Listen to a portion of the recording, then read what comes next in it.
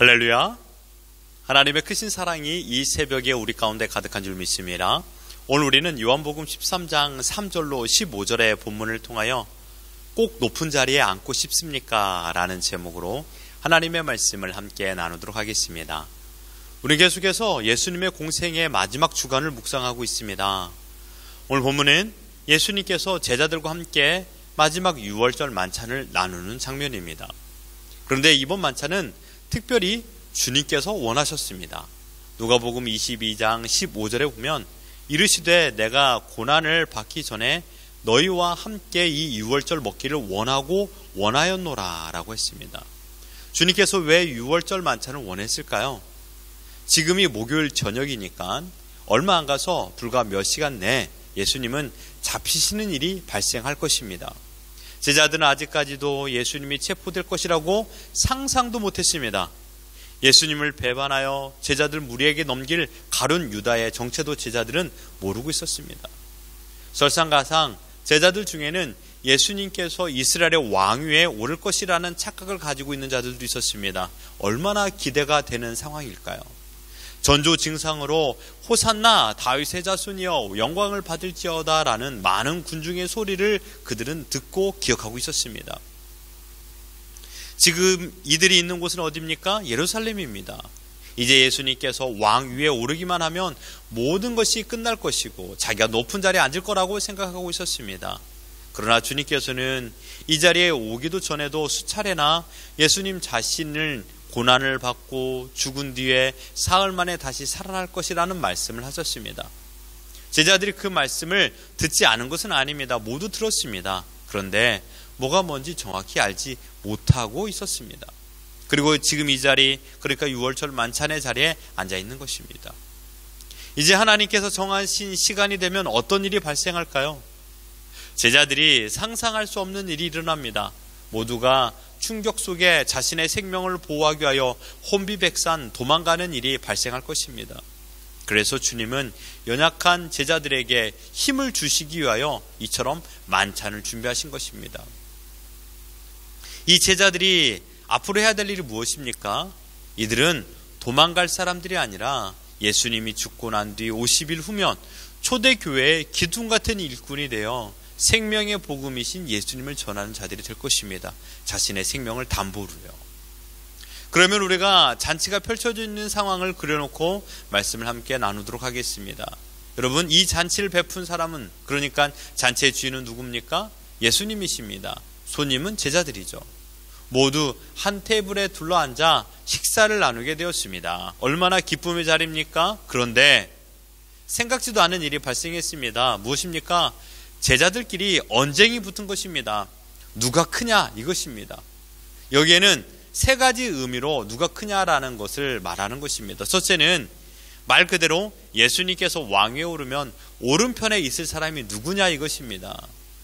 자신이 큰 사람이고 자신이 예수님을 위하여 많은 일을 했다고 자랑질을 하고 있습니다. 두 번째는 진짜 예수님께서 체포되어 죽기라도 하면 누가 예수님을 이어 리더가 될 것인가 라는 생각에 내가 리더가 되어야 된다고 주장하는 것입니다. 세 번째는 주님이 죽으시고 주님이 다시 오시겠다라고 했는데 그 기간 동안 누가 리더가 되어 우리를 이끌고 갈 것인가 라는 지도자로서의 적임자가 누구인가에 대한 논쟁이 이 세 가지 의미로 가지고 있었던 것입니다. 그런데요, 이 세 가지의 모든 논쟁에 공통점이 있습니다. 그것은 무엇입니까? 자신이 예수님의 기대와 촉망을 받는 사람이라는 것입니다. 나야말로 그 자리에 올바른 적합한 사람이다라는 것이에요. 내가 그 자리에 앉아야 된다라는 것입니다. 이게 공통점입니다. 그때 주님은 묵묵히 자리에 일어나셔서 오늘 본문 4절에 저녁 잡수시던 자리에서 일어나 겉옷을 벗고 수건을 가져다가 허리에 두르시고, 그리고 5절에 하신 행동이 이에 대하여 물을 떠서 제자들의 발을 씻으시고 그 두르신 수건으로 닦기를 시작하였다라고 했습니다. 순서가 되어 시몬 베드로의 발을 씻기려고 하는데 베드로는 이렇게 말합니다. 주님께서 왜 내 발을 씻으십니까? 제가 주님의 발을 씻어야 되는데 주님은 절대로 내 발을 씻기실 수 없습니다. 예수님께서 이렇게 대답하십니다. 내가 너의 발을 씻지 아니하며 내가 너의 발을 씻지 아니하면 너하고 나하고 아무런 상관이 없다 라고 말했습니다. 이 말씀의 뜻은 베드로에게만 해당되는 것이 아니라 모든 제자들에게도 동일하게 해당되는 말입니다.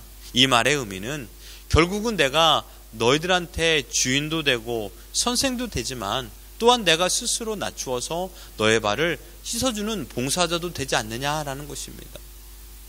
즉 너희들도 자기가 크다는 생각을 하려면 그 사람은 다른 사람보다 더 서로 간에 봉사자가 되어야 될 것이다 라고 주님께서 몸소 보여주신 것입니다. 제자들이 가지고 있었던 가치관과 정면 충돌되는 행동과 말씀을 주님께서 하신 것입니다. 제자들은 지금까지 살면서 높은 사람을 봤던 모습이 어떠한가 그들은 기억하고 있습니다. 높은 사람, 성공한 사람, 높은 자리에 앉았습니다. 많은 사람들에게 인사를 받습니다. 다른 사람에게 명령을 내리고 있습니다. 이것이 그들이 생각하고 있는 높은 사람입니다. 그런데 주님은 다른 이들보다 큰 사람, 높은 사람이 되기 위해서는 낮아져야 된다라고 하셨습니다. 그리고 14절에 내가 주와 또는 선생이 너의 발을 씻었으니 너희도 서로 발을 씻어주는 것이 옳으니라. 예수님께서 제자들의 발을 씻기신 모범을 보이신 것은 단순히 모든 제자들과 현자 신자들이 실제로 그렇게 다른 사람의 발을 씻어주라는 것이 아닙니다. 앞으로 제자들은 주님의 이름을 증거하며 초대교회를 세울 자들입니다.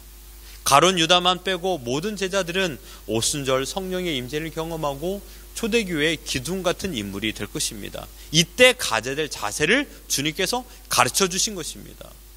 결단코 유다 종교 지도자들처럼 높은 자리에 앉아서 대접을 받고 명령을 내리는 그러한 교만한 사람이 되지 말고 철저하게 예수님께서 제자들의 발이 있는 위치까지 몸을 굽히시고 발을 닦아주셨던 것처럼 얼마나 더러운 발입니까? 샌들을 신고 다니던 그런 유대 풍습이기 때문에 밖에서 들어오면 발에 먼지가 가득합니다. 그 발을 닦아주는 것, 초대교회 모든 성도들을 자신보다 높여주고 그들을 섬기라고 가르치신 것입니다. 또한 이것이 하나님 나라의 통치 개념이라고 가르치신 것입니다.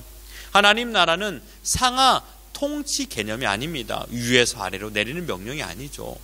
윗사람이 아랫사람에게 명령하고 그 명령에 복종해야 되는 구조가 아니라 서로가 서로에게 봉사하고 서로를 사랑하는 평행 구조라는 것입니다. 그리고 요한복음에서는 기록되어 있지 않지만 예수님께서는 성찬을 제정하셨습니다. 마태복음 26장 26절과 28절을 읽어드립니다. 그들이 먹을 때 예수께서 떡을 가지사 축복하시고 떼어 제자들에게 주시며 이르시되 받아서 먹으라 이것은 내 몸이라 하시고 또 잔을 가지사 감사하기도 하시고 그들에게 주시며 이르시되 너희가 다 이것을 마시라 이것은 죄사함을 얻게 하려고 많은 사람을 위하여 흘리는 바 나의 피 곧 언약의 피니라. 예수님은 성찬을 제정하시고 난 뒤에 요한복음 13장 31절부터 제자들에게 마지막 고별 메시지를 전달하십니다. 그리고 비유로 포도나무와 과제에 관한 말씀을 주셨고 앞으로 오실 성령에 관한 사실도 전하십니다.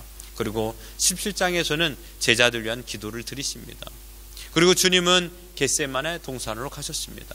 그곳에서 가룟 유다의 배신으로 무기로 무장된 군사들의 손에 체포당하시게 됩니다. 사랑하는 성도 여러분, 오늘 우리는 예수님께서 제자들에게 행동으로 보여준 교훈에 대하여 말씀을 살펴봤습니다. 주님께서 친히 낮아지셔서 제자들의 발을 씻기셨습니다. 발을 씻기기 전 제자들의 마음은 누가 높냐, 누가 크냐, 누가 높은 자리에 앉을 것인가 라는 자리 싸움이었습니다. 과연 여러분이 보시기에 누가 예수님의 우편에 앉아야 맞겠습니까? 베드로입니까? 요한입니까? 베드로를 주님께 소개한 안드레인가요? 이들이 주님을 좇는 이유는 단 한 가지입니다. 높은 자리에 앉고 싶어서 있습니다. 여러분, 이들의 출신이 어디입니까? 미천한 어부 출신입니다. 세리 출신입니다. 출신이 어디인지도 모르는 제자들이 대다수입니다. 그런데 예수님을 만나고 예수님이 왕이 된다라면 출세할 것 같이 생각이 드니 예수님을 어떻게 떠날 수 있겠습니까? 끝까지 쫓아야죠. 인생은 줄을 잘 서야 된다고 하는데 아마 이때부터 이런 말이 있었지 않았나 싶습니다. 예수님의 줄에 서서 높은 자리에 앉고 싶은 자들이었습니다. 이들의 삶의 목적은 오로지 한 가지였습니다. 높은 자리에 앉고 싶은 것입니다. 사랑하는 성도 여러분, 지금 우리의 인생의 목적도 이와 마찬가지 아닙니까? 높은 자리에 앉고 싶은 것. 저는 묻고 싶습니다. 꼭 높은 자리에 앉고 싶습니까? 여기서 말하는 높은 자리라는 것은 사업에서 성공하여 출세하는 것만 지칭하는 것이 아닙니다. 누가 성공한 인생이라고 단정 지을 수 있을까요? 돈만 많으면 성공한 인생입니까? 그런 의미가 아닙니다. 이것은 자신이 어디에서든지 기득권을 가지려는 마음입니다. 자기 말만, 자기 생각만, 자기만 옳다고 주장하는 태도입니다. 제일 먼저 나타난 장소는 가정입니다. 직장입니다. 누구와 함께 있든지 자신의 말이 옳다라고 생각하는 자세가 높은 자리에 앉고 싶어하는 인간의 타락한 마음입니다. 사실 인생에서 높은 자리에 앉고 싶지 않은 사람이 어디 있겠습니까? 사람들에게 대접을 받는 것을 좋아하지 않는 사람이 어디 있겠습니까? 특별한 사람이 되고 싶습니다. 기득권을 가진 사람이 되고 싶습니다. 특권층에 앉고 싶은 사람들이 다 인간의 마음 아니겠습니까? 높은 사람을 많이 알고 싶어 합니다. 높은 사람과 다이렉트 전화를 하고 싶습니다. 높은 사람과 함께 식사를 하고 싶어 하는 것이 인간의 마음입니다. 그러면 자연스럽게 자신의 권위도 올라가기 마련이죠. 그래서 어떻게 해서든지 높은 사람과 만남을 가지길 원하고 또한 그렇게 만나는 사람들을 우리 주위에서 쉽게 보게 됩니다. 이것은 세상의 방식입니다. 하나님의 법칙은 높고자 하느냐? 그러면 낮아져야 된다라는 것입니다. 이 의미는 설명으로 부족합니다. 직접 경험해 보셔야 됩니다. 낮아짐이 끝내 높아진다라는 것을 경험하셔야만이 알 수 있습니다. 혹시 경험하신 분들 잘 기억하십시오. 어쩌면 지금 우리가 살고 있는 현재의 삶에서 경험되지 못할 수도 있지만 그러나 주님의 말씀은 거짓이 아니기 때문에 높아지려면 낮아지셔야 됩니다. 높아지려고 내 말이 옳다라고 나만 옳다라고 너무 많이 애쓰지 마십시오. 내가 잘났다고 하면 나를 공격하는 사람들이 많이 생깁니다. 내 말만 옳다라고 말하면요 어느 순간에 나를 공격하는 사람들이 생긴다니까요. 그러나 내가 부족하다라고 하면요 나를 돕는 사람들이 많이 생깁니다. 외로운 승리자로 살고 싶습니까? 아니면 나약하지만 겸손하여 항상 기쁨의 교제가 있는 인생을 살고 싶습니까?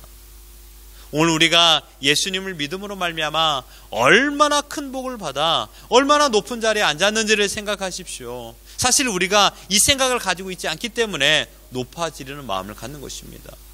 하나님의 자녀가 되는 특권을 부여받았습니다. 우리들은요. 여러분 인생에서 이보다 더 높은 자리가 있을까요?